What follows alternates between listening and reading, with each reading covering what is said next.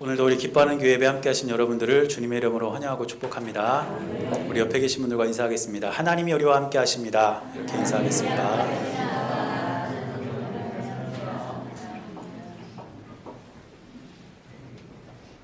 하나님이 저와 여러분들의 삶 가운데 늘 함께 하시는 줄로 믿습니다. 어떤 분이 저한테 욥기 도대체 언제 끝나냐고 그러시더라고요. 오늘 우리가 20장 읽었잖아요. 그렇죠? 아직 절반도 못했습니다. 아직도 한참 남았어요. 그런데 제가 욥기를 설교하기 위해서 그동안은 그냥 글자로 욥기를 이렇게 쭉 읽었지만, 성경을 읽을 때 그렇게 읽었지만, 설교를 준비하면서 이 욥기를 묵상하면 할수록 우리의 삶에 대한 그러한 깊은 통찰이 있고, 우리가 어떻게 살아가야 될지 아주 여러 가지 생각들을 하게 되는 그런 귀한 말씀인 것 같습니다. 아무쪼록 여러분들이 이 수요예배 함께 오셔서 하나님 말씀, 특별히 욥기를 우리가 함께 나눌 때에 우리의 삶에 대한 하나님의 계획들, 또 우리가 우리의 삶을 어떻게 살아가야 될 것인지를 우리가 조금씩 알아가고 배워가고, 또 그렇게 하나님 앞에서 지어져 갈 수 있는 저와 여러분들의 삶이 될 수 있기를 간절히 바랍니다. 오늘 우리가 읽은 본문을 보니까 이제 소발이 전한 충고가 기록되어 있는 것을 볼 수가 있습니다. 엘리바스와 빌닷에 이어서 이제 소발도 두 번째 욥에게 충고를 하고 있는데, 오늘 소발이 욥에게 이야기하는 것은 무엇이냐면 세상 소망의 덧없음을 말합니다. 그러면서 악인이 누리는 세상의 소망은 결국 헛된 것이다, 이것을 지금 욥에게 이야기하고 있다는 것이죠. 그래서 오늘 본문의 5절 말씀 보니까 이렇게 기록합니다. 악인이 이긴다는 자랑도 잠시요, 경건하지 못한 자의 즐거움도 잠깐이니라. 이렇게 이야기하면서 세상 소망이 안개와 같음을 이야기하고 있는 것을 볼 수가 있습니다. 지금 소발이 욥에게 하고 있는 이 말은 결코 틀린 말이 아닙니다. 그런데 문제는 뭐냐면 이 말을 욥에게 적용을 하면서 욥을 비판하고 있다는 것입니다.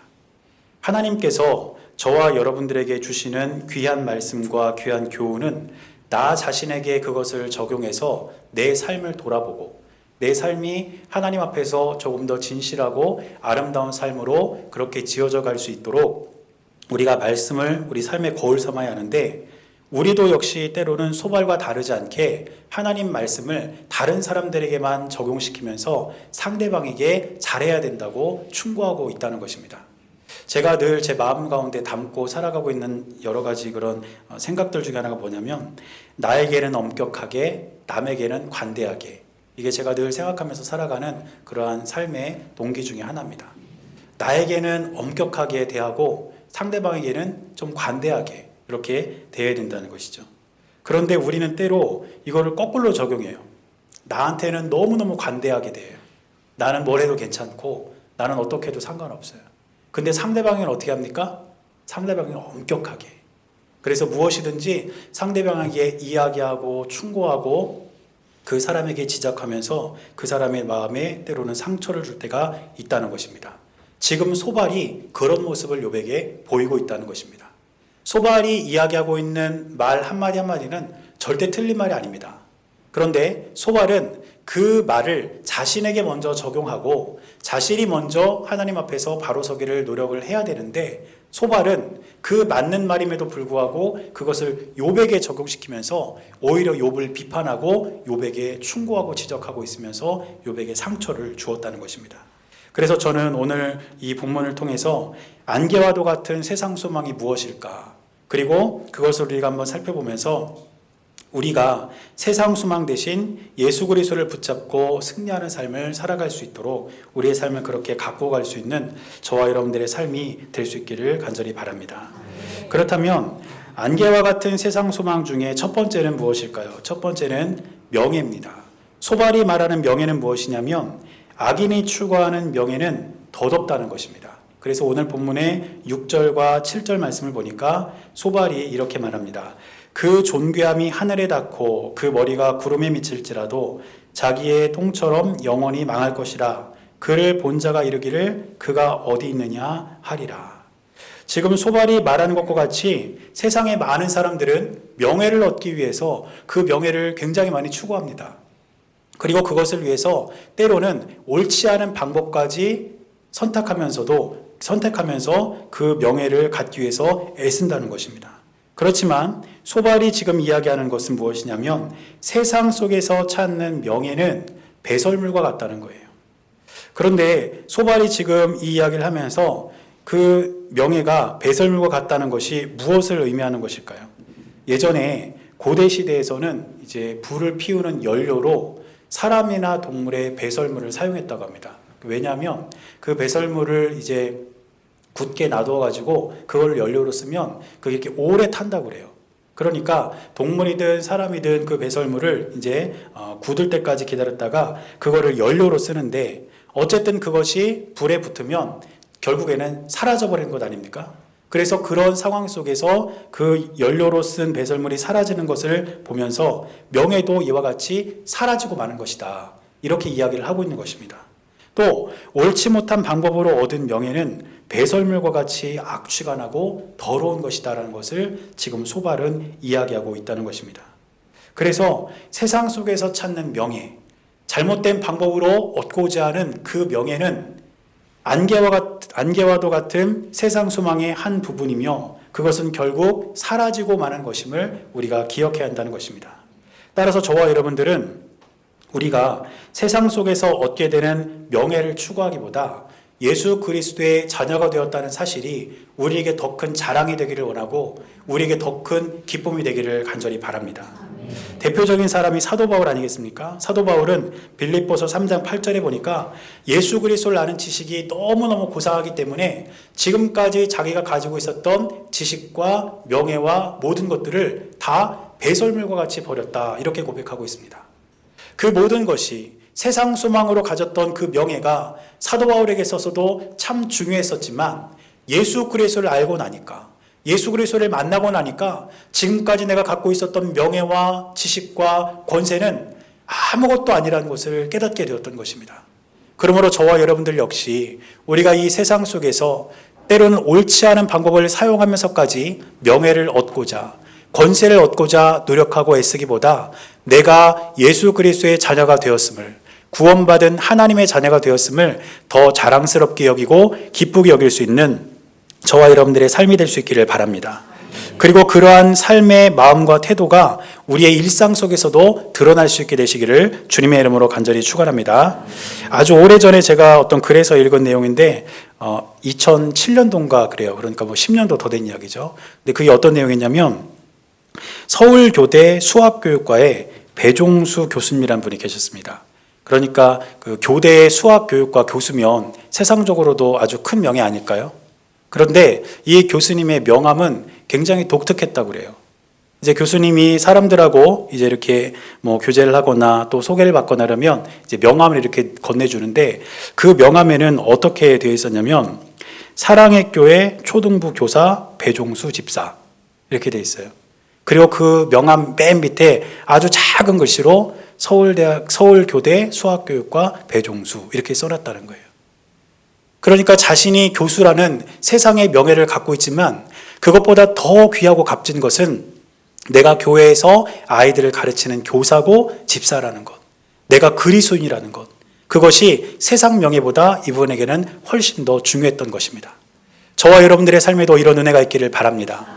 우리가 때로는 세상에서 많은 명예를 누릴 수도 있고 권세 있는 자리에 올라갈 수도 있습니다. 그것이 나쁜 것은 아니지만 그것보다 내가 그리스도의 자녀임을, 내가 하나님의 백성임을 더 자랑스럽게 여기고 그것을 기쁨으로 여기는 저와 여러분들의 삶이 될 수 있기를 주님의 이름으로 간절히 축원합니다. 또 소발이 이야기하고 있는 안개와도 같은 세상 소망 두 번째는 무엇이냐면 재물입니다. 특별히 이 재물은 불의한 방법으로 얻은 재물을 의미하는데, 오늘 말씀을 보니까 불의한 재물은 토하게 될 것이고 빼앗겼던 자에게 다시 돌아가게 될 것이다, 이렇게 이야기하고 있습니다. 오늘 본문의 15절 말씀 보니까 이렇게 말합니다. 그가 재물을 삼켰을지라도 토할 것은 하나님이 그의 배에서 도로 나오게 하심이니, 이렇게 기록하고 있고, 또 불의한 수고로 얻은 재물은 누리지도 못하고 매매하여 얻은 재물도 즐거움을 줄 수 없다, 이런 말도 이야기하고 있는데, 이어지는 18절 말씀 보니까 수고하여 얻은 것을 삼키지 못하고 돌려주며 매매하여 얻은 재물로 즐거움을 삼지 못하리니, 이렇게 기록합니다. 즉 불의한 방법으로 모은 재물은 결코 하나님과 사람 앞에서 떳떳할 수 없고 그것은 안개와 같이 사라지는 세상 소망에 불과하다는 것을 이야기하고 있다는 것입니다. 그런데 사람들은 왜 불의한 방법을 사용하면서까지 돈에 집착하는 것일까요? 여러분들도 돈을 좋아하시나요? 좋아하시죠? 돈을 싫어하는 사람은 없을 겁니다. 그런데 왜 사람들이 이렇게 돈을 좋아하고 또 돈에 이렇게 집착하느냐? 그 이유는 돈에는 힘이 있기 때문입니다. 이것은 부정할 수 없는 현실이에요. 돈에는 분명히 힘이 있습니다. 그래서 돈이 있으면 그 돈으로 사람을 움직일 수도 있고 내가 원하는 것을 소유할 수도 있고 내가 바라는 것을 때로는 이룰 수도 있습니다. 저도 이 돈에 대해서 그렇게 크게 이렇게 느끼지 못하고 이렇게 살았는데, 물론 이제 제가 돈의 크기를 못 느꼈다는 건 제가 부자였기 때문이 아니라 별로 없었어도 불편하진 않았어요. 그냥 없으면 안 쓰면 되니까. 근데 교회를 지으면서 돈의 힘이 어마어마하다는 걸 알았습니다. 정말 이 돈의 힘이 크더라고요. 그래서 사람들은 이렇게 돈에게 집착하는 것 같아요. 그런데 결국 그 말은 무슨 뜻이냐면 돈이 모든 것을 할 수 있다. 이 의식으로부터 물질 만능주의, 돈으로는 다 할 수 있다. 이런 사람들의 생각이 우리의 삶을 지배하게 되고 결국 그 돈을 신의 위치까지 끌어올리게 되었던 것입니다. 돈으로는 무엇이든지 다 할 수 있다. 그런데 무엇이든지 다 할 수 있는 존재가 또 있지 않습니까? 하나님이시잖아요. 그러니까 하나님과 돈을 우리들은 은연중에 같은 위치에 놓고 우리는 돈을 추구한다는 것이죠. 보이지 않는 하나님을 추구하는 것보다 눈에 확 들어오는 돈을 추구하는 것이 훨씬 더 우리에게 잘 느껴지고 그것이 우리에게 훨씬 더 쉽게 다가오기 때문에 우리는 돈을 그렇게 따라간다는 것입니다. 그래서 성경에서는 돈과 하나님이 같은 위치에 있다는 것을 이야기합니다. 마태복음 6장 24절 보니까 이렇게 기록하고 있습니다. 한 사람이 두 주인을 섬기지 못할 것이니 혹 이를 미워하고 저를 사랑하거나 혹 이를 중히 여기고 저를 경히 여김이라. 너희가 하나님과 재물을 겸하여 섬기지 못하느니라. 지금 예수님은 하나님과 재물을 같은 위치에 놓고 계시는 거예요. 그러면서 사람들에게 선택하라는 것이죠. 사람들은 돈과 하나님을 같이 섬길 수 없다는 겁니다. 둘 중에 하나를 선택해야 된다는 거예요. 그러므로 저와 여러분들 역시 모든 것을 할 수 있다고 여기는 그 돈, 그 재물을 우리가 선택하여 올바르지 않은 길을 걸어갈 것인가? 아니면 모든 것이 가능하신 우리 주 하나님을 선택하고 그 주님을 믿고 따라갈 것인가? 우리는 둘 중에 하나를 분명히 선택해야 된다는 것입니다. 그런데 사람들은 돈이 모든 것을 다 할 수 있다고 여기지만 돈이 할 수 없는 것이 있습니다. 그것이 무엇이냐면 구원입니다. 절대로 돈으로는 구원을 이룰 수가 없습니다. 그래서 우리 교회 학교에서 특별히 유치부 아이들, 어린아이들이 부르는 노래 중에 돈으로도 못 가요 이런 노래도 있잖아요. 돈으로도 못 가요 하나님 나라, 맘착해도 못 가요 하나님 나라, 이런 찬양도 있지 않습니까? 돈으로는 절대로 하나님 나라 구원을 이룰 수가 없다는 것이죠. 그리고 또한 우리가 장차 거하게 될 하나님의 나라에서는 돈이 아무런 필요가 없습니다. 우리가 이 땅을 살아가면서 돈을 가지고 있다 할지라도 그것을 가지고 천국에 갈 수 있을까요? 절대 없습니다. 한 번은 믿음 좋은 어른이 자기가 일평생 이렇게 모은 돈이 너무너무 아깝더래요. 그래가지고 하나님께 막 때를 쓰듯이 기도를 했답니다. 하나님, 이 돈을 가지고 천국 가게 해주세요. 이거 너무 아깝습니다. 그랬더니 하나님이 그렇게 얘기하셨다는 거예요. 돈을 가져오는 건 좀 곤란하고 금으로 바꿔가지고 오면 내가 갖고 오게 해주겠다. 그래서 이 어른이 너무 기뻐가지고 자기가 평생 모은 돈을 금으로 싹 다 바꿨다는 거예요. 금으로 이렇게 금괴로 다 바꿔가지고 짊어지니까 너무 무겁더래요. 그래도 어떡해요. 그 평생 모은 건데 또 하나님 허락도 하셨으니까. 그래서 금을 가지고 이제 천국을 갔는데 베드로가 이렇게 천국에 갔더니 베드로가 그 사람을 이렇게 보더래요. 그 어르신을. 그러면서 하는 말이 뭐라 그러면 당신은 뭔데 보도블록을 등에 지고 다니세요? 그러더래요.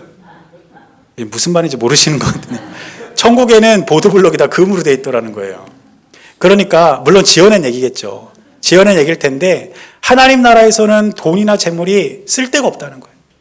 우리가 이 땅 가운데 그렇게 목매고 살아갔던 그 재물, 그 돈, 그것이 하나님 나라에서는 아무 의미가 없다는 것입니다.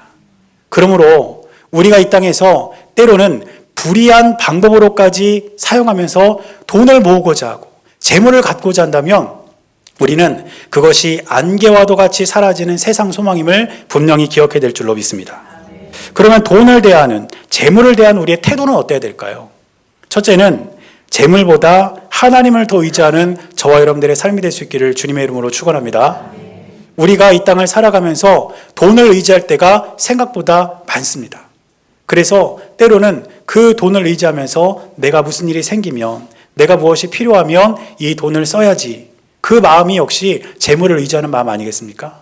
그러나 돈이 우리의 삶 가운데 필요한 것은 부인할 수 없지만 우리가 의지하는 대상은 돈이 아니라 하나님을 먼저 의지하고 하나님을 먼저 찾고 하나님을 따라가는 삶이 우리 모두에게 있게 되시기를 주님의 이름으로 간절히 축원합니다. 또한 돈에 대한 우리의 태도는 어떤 태도가 되어야 되냐면 이 재물을 하나님께서 기뻐하시는 일에 사용해야 합니다. 어떤 분이 이 재정에 대한 강의를 이렇게 하시다가 진짜 부자와 가짜 부자를 구분해 보라는 거예요. 그러면서 이제 예시를 드는데 한 사람은 통장에 1,000억이 들어있는 그런 통장을 가지고 있는데 매일매일 컵라면만 사 먹는데요. 돈이 너무 아까워가지고 그 통장에 있는 게. 그래서 매일매일 컵라면만 사 먹는 이 사람이 있어요. 그런데 또 한 사람은 통장에 50만 원밖에 없어요. 그런데 자기가 먹고 싶은 것, 그리고 자기가 그 건강을 책임져 줄 수 있는 것, 이런 음식들을 마음껏 누리고 먹으면서 살아간다는 거예요. 누가 더 부자라는 거예요? 여러분 누가 더 부자일까요? 네, 두 번째 말한 사람이 진짜 부자입니다. 통장에 1,000억이 있어도 매일매일 컵라면만 먹고 살면 부자가 아니라는 거죠. 비록 가지고 있는 재물은 적을지라도 그 재물을 의미 있고 가치 있게 쓰는 사람이 진짜 부자라는 겁니다. 저는 저와 여러분들의 삶 가운데 하나님께서 은혜를 많이 주셔서 부자가 되시기를 바랍니다. 그래서 사업하시는 분들은 사업 대박 나시기를 바랍니다. 직장 다니시는 분들은 여러분들의 직장이 여러분들을 통해서 축복받기를 바랍니다. 여러분들이 관계하는 모든 자녀들, 친척들 다 부자 되시기를 바랍니다. 아멘이 점점 커지고 있네요. 그런데 그렇게 부자가 된 뒤에 여러분들이 갖고 있는 그 재물을 기쁜 마음으로 하나님께서 기뻐하시는 곳에 사용할 수 있게 되시기를 바랍니다. 그러면 어떻게 쓰는 것이 하나님을 기쁘시게 하는 것일까? 그건 이제 여러분들 몫이에요. 제가 가르쳐 드릴 수 있는 게 아니라 여러분들이 하나님께 한번 기도해 보세요. 하나님, 나에게 있는 재물을 어디에 쓰는 것이 하나님이 기뻐하시는 것입니까? 우리가 그렇게 하나님께 지혜를 구하며 기도한다면 하나님께서 저와 여러분들이 재물을 기쁘게 쓸 수 있는, 그리고 하나님의 영광을 드러낼 수 있는 방법들을 우리에게 가르쳐 줄 줄로 믿습니다. 그리고 그렇게 우리의 재물을 하나님의 영광을 위해 흘려보내면서 주님의 뜻을 이루며 살아갈 때에 우리는 안개와도 같이 사라지는 세상 소망, 이 재물에 얽매이지 않고 하나님의 뜻을 이루어가는 주님의 귀한 자녀들이 될 수 있을 줄로 믿습니다. 그래서 그 은혜가 우리 모두에게 있게 되시기를 주님의 이름으로 간절히 축원합니다. 그리고 마지막으로 안개와도 같은 세상 소망이 무엇이냐면 바로 쾌락입니다. 지금 소발이 말하는 쾌락은 무엇이냐면 악인에게는 평안이 없고 세상적인 즐거움도 금방 사라지고 말 것이라는 겁니다. 그래서 오늘 본문의 20절과 21절 말씀을 보니까 이렇게 기록하고 있습니다. 그는 마음의 평안을 알지 못하니 그가 기뻐하는 것을 하나도 보존하지 못하겠고 남기는 것이 없이 모두 먹으니 그런즉 그 행복이 오래가지 못할 것이라. 세상에서 얻는 쾌락, 세상에서 얻는 즐거움은 아무 의미가 없다는 거예요. 우리가 일반적으로 이 세상을 이렇게 바라다 보면 많은 사람들이 참 즐겁게 살아가고 있는 것처럼 보이지 않습니까? 그런데 그 즐거움이 정말 가치 있는 것이고 정말 의미 있는 것일까요? 성경을 보면 세상에서 누릴 수 있는 즐거움이 정말 그 사람의 삶을 빛나게 하는 것인지를 시도한 사람이 있습니다. 그 사람이 누구냐면 솔로몬이에요.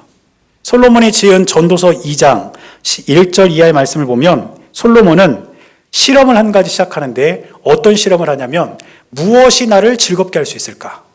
세상에서 내가 경험할 수 있는 것들 중에서 나를 즐겁게 할 수 있는 것이 무엇일까? 이거를 하나씩 실험하기 시작합니다. 그래서 전도서 2장 1절에 보니까 솔로몬은 이렇게 말합니다. 나는 내 마음에 이르기를 자, 내가 시험 삼아 너를 즐겁게 하리니 너는 낙을 누리라 하였으나 보라 이것도 헛되도다. 이렇게 시작합니다. 그런 다음에 솔로몬이 가장 먼저 실험한 것이 무엇이냐면 술이었습니다. 2장 3절 앞부분을 보니까 이렇게 기록하고 있습니다. 내가 내 마음으로 깊이 생각하기를 내가 어떻게 하여야 내 마음을 지혜로 다스리면서 술로 내 육신을 즐겁게 할까? 이렇게 하면서 술로 나를 즐겁게 할 수 있을까? 실험을 해봤다는 거예요. 그런 다음에 또 솔로몬이 실험한 게 무엇이냐면 사업이었습니다. 이어지는 4절 앞부분을 보니까 솔로몬은 또 이렇게 말합니다. 나의 사업을 크게 하였노라. 내가 사업을 크게 벌려가지고 그 사업으로 인해서 많은 것들을 이렇게 얻어내면 내가 정말 즐거울까? 나에게 쾌락이 있을까? 실험을 해봤다는 거죠. 그 다음에 또 솔로몬이 실험한 것은 무엇이냐면 소유에 대한 실험입니다. 내가 많은 것을 가지면, 내가 많은 것을 소유하면 과연 즐거울 수 있을까? 그래서 전도서 2장 7절 뒷부분을 보니까 또 이렇게 기록합니다. 나보다 먼저 예루살렘에 있던 모든 자들보다도 내가 소와 양떼의 소유를 더 많이 가졌으며 가축도 많이 가져봤고 여러 가지 재물도 다른 사람들보다 많이 가져봤다는 거예요. 왜냐하면 그렇게 하면 나에게 좀 즐거움이 있을까? 나에게 좀 쾌락이 있을까? 실험을 해본 것이죠. 그리고 또 이성에 대해서도 실험을 합니다. 8절 뒷부분을 보니까 솔로몬 또 이렇게 말합니다. 노래하는 남녀들과 인생들이 기뻐하는 처첩들을 많이 두었노라. 자기 옆에서 노래하는 남녀들, 남자와 여자 할 것 없이 내 옆에서 노래하는 사람들을 가득 두고 또 처첩들을 많이 두었다 이렇게 이야기하고 있는데 솔로몬에게는 여러분들이 아시는 것처럼 후궁이 700명, 또 첩이 300명, 1000명이나 되는 여인들이 솔로몬 곁에 있었다는 겁니다. 저는 이 말씀 이렇게 읽다가 그 1000명 이름이나 다 기억할 수 있을까 그런 생각이 들더라고요. 그래가지고 야, 이거 1000명을 어떻게 이름이라도 다 기억할까? 참 대단한 사람인 것 같아요. 그런데 그런 것까지도 자기가 즐거움을 가질 수 있을까 한번 실험을 해봤다는 거 아닐까요? 그런데 이렇게 아주 다양하고 여러 가지 새 솔로몬이 삶을 살아가면서 경험할 수 있는 이러한 것들로 쾌락에 대한 실험, 즐거움에 대한 실험을 했지만 솔로몬이 내린 결론은 무엇이냐? 11절 말씀 보니까 솔로몬은 이렇게 결론 내립니다. 그 후에 내가 생각해 본즉 내 손으로 한 모든 일과 내가 수고한 모든 것이 다 헛되어 바람을 잡는 것이며 해 아래에서 무익한 것이로다. 솔로몬이 자기 즐거움을 위해서 세상적으로 즐거움을 얻을 수 있다고 생각했던 여러 가지 일들, 술도, 사업도, 사람도, 소유도 많이 실험을 해봤지만 결론은 뭐냐? 그것으로 인생의 참된 기쁨을 얻을 수가 없었다는 거예요. 세상에서 즐거움을 우리에게 안겨다 줄 것 같은 그러한 것들은 안개와도 같이 사라지는 세상 소망에 불과하더라는 겁니다. 그렇다면 저와 여러분들은 어떻게 해야 될까요? 참된 기쁨은 세상 안에 있지 않고 오직 예수님 안에 있음을 우리는 믿음으로 기억하며 살아가야 될 줄로 믿습니다. 제가 군대에 가서 이제 훈련소에서 훈련을 받고 이제 부대 배치를 받아서 부대로 갔는데 신병이 왔다고 제가 가니까 그 부대 사람들이 이렇게 저를 이렇게 둘러싸더라고요. 둘러싸면서 저한테 한 가지씩 이제 물어보는 거예요. 뭐라고 물어보냐면 술 마실 줄 아냐? 못 마십니다. 나이트 가봤냐? 안 가봤습니다. 춤출 줄 아냐? 못 춥니다. 계속 그러니까 이 고참들이 정신이 없는 거예요. 이런 애가 처음이거든요. 그러니까 저한테 그럽니다. 마지막 질문하는데 이 질문에 네가 제대로 답할 수 있으면 너는 군생활 피는 거야. 그러면서 이제 질문합니다. 뭐라고 질문하냐면 여동생 있냐? 그러는 거예요. 그래서 제가 남동생이 있습니다. 그랬어요. 그랬더니 고참 중에 한 명이 저한테 뭐라고 그러냐면 너는 무슨 재미로 살다 왔냐? 그러는 거예요. 너는 무슨 재미로 살다 왔냐? 근데 제가 그동안 군에 입대하기 전까지 제 삶에 재미가 없다고 느꼈던 적이 없었거든요. 진짜 재밌었어요. 뭐가 재밌었냐면 교회에서 찬양하는 것도 재밌었고 성경 말씀을 읽는 것도 재밌었고 기도하는 것도 저에게는 재미가 있었습니다. 재미라는 것, 즐거움이라는 것은 그것이 무엇에 동기를 두고 있느냐가 결정하는 것입니다. 그렇다면 우리가 세상 소망을 품지 않고 하나님을 바라보며 참된 기쁨과 즐거움을 얻기 위해서는 즐거움에 대한 우리의 시선을 바꿔야 됩니다. 우리가 세상적으로 살아가는 사람들의 모습을 보며 그 사람들이 살아가는 삶이 즐겁게 보이십니까? 또 그것을 우리가 할 수 없어서 우리는 즐겁지 않다고 여기십니까? 그렇지 않습니다. 우리가 주 안에서 누리는 예배하고 기도하고 주님을 찾는 이 즐거움이 우리의 삶 가운데 넘쳐날 때에 우리는 참된 즐거움을 누리며 이 땅을 살아가는 하나님의 귀한 자녀들이 될 수 있을 줄로 믿습니다. 그래서 우리는 날마다 주님의 뜻을 기억하면서 하나님의 영광을 위해 살아갈 수 있는 저와 여러분들의 삶이 될 수 있기를 주님의 이름으로 간절히 축원합니다. 세상 사람들은 이 세상에서 여러 가지 소망을 찾고 그것을 바라보며 살아가지만 그것은 안개와도 같이 사라지는 것임을 우리가 분명히 기억하고, 저와 여러분들은 썩은 동아줄 같은 세상 소망을 붙잡고 살아가는 것이 아니라 예수 소망을 붙잡고 믿음으로 승리할 수 있는 우리 모두의 삶이 될 수 있기를 주님의 이름으로 간절히 축원합니다. 기도하겠습니다. 사랑하는 주님, 안개와도 같은 세상 소망이 우리의 삶 가운데 펼쳐져 있는데 우리가 때로는 그것을 붙잡고자 애쓰고 살아가고 있지는 않은지를 돌아보게 하여 주옵소서. 불의한 방법으로까지 재물을, 명예를, 그리고 쾌락을 움켜쥐고자 하는 이 세상 속에서 우리는 예수 소망을 붙들고 주님 안에서 참된 기쁨과 즐거움을 누리며 살아갈 수 있는 주님의 귀한 자녀들이 될 수 있도록 은혜 위에 은혜를 더하여 주시옵소서. 우리 주님께서 늘 함께 하시고 인도하여 주실 것을 믿으며 살아계신 예수님의 이름으로 간절히 기도드렸습니다. 아멘.